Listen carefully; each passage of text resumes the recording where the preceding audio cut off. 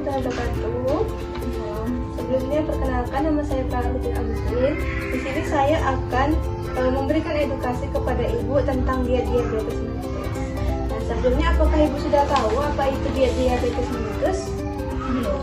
Oke. Sebelumnya di sini saya akan menjelaskan dulu terlebih dahulu diet diabetes mellitus, yaitu aturan makan yang diberikan pada penderita penyakit gula.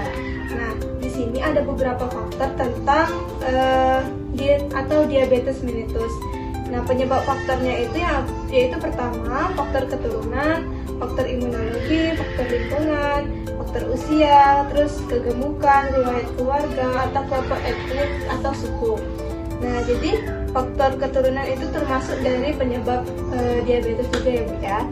Nah, lalu di sini ada tanda dan gejalanya terhadap diabetes. Tanda dan gejalanya itu yang pertama sering BAK, yang kedua yaitu sering haus, sering lapar, badan terasa lemas, terus penurunan berat badan terasa kesemutan pada kaki-kaki dan tangan, terus gatal-gatal, terus luka yang sungkan untuk disembuhkan.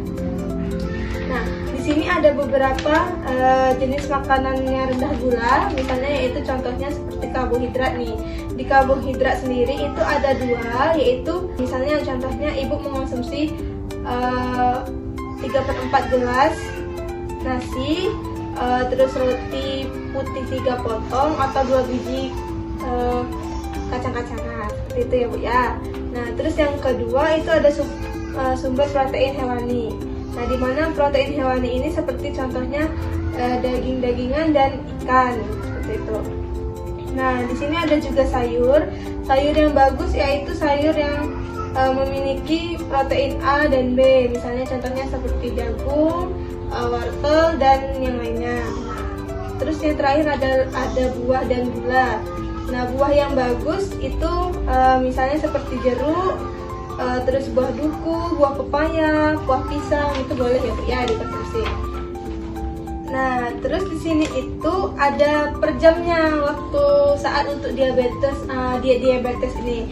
Baik Bu, jadi di sini ada beberapa contoh menu diet diabetes dari 1700 kal dari berat normal. Yang pertama yaitu di jam 8 ya Bu ya, jam 8 pagi, minimal 8.30. Nah, di sini di jam 8.30 itu wajib mengkonsumsi roti tawar, telur, keju, tomat, margarin, air teh manis. Nah, dari salah satu dari sekian menu ini, ibu boleh memilih dari salah satu menu untuk di pagi hari di jam 8 itu.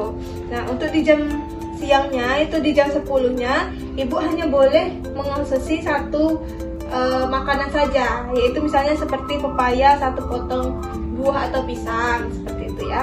Nah, untuk di jam siangnya itu di jam 12, minimal paling lama di jam 12.30.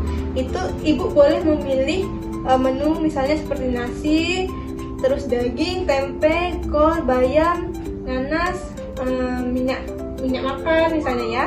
Terus satu gelas air putih. Nah, misal contoh di siang hari ibu mau makan nasi nih sama daging 1 potong, diperbolehkan. Karena kenapa? Untuk di jam siang itu ibu diperbolehkan untuk memilih beberapa menu.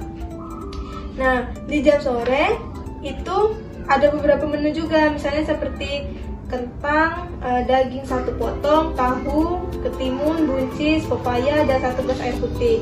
Nah, di beberapa menu itu sama seperti siang tadi, ibu hanya diperbolehkan untuk memilih minimal 2 atau 3 menu dari yang sudah disebutkan tadi. Nah, di jam malamnya itu paling lambat ibu boleh makan itu di jam 21 WIB atau jam 9 malam. Nah, di situ di jam 9 malam itu hanya diperbolehkan untuk mengkonsumsi buah aja. Tapi hanya 1 buah, misalnya seperti pisang. Itu diperbolehkan. Nah, di sini ada hal yang dilakukan setelah menderita diabetes. Yang pertama yaitu olahraga yang teratur, yang kedua itu pengaturan makan, terus yang ketiga minum obat secara teratur, yang keempat periksakan kadar gula darah teratur minimal 1 bulan sekali. Baik Bu, apakah Ibu sudah paham? Terima kasih ya Bu ya. Mungkin hanya ini yang bisa saya sampaikan. Sebelumnya terima kasih. Wassalamualaikum warahmatullahi wabarakatuh. Tuhan.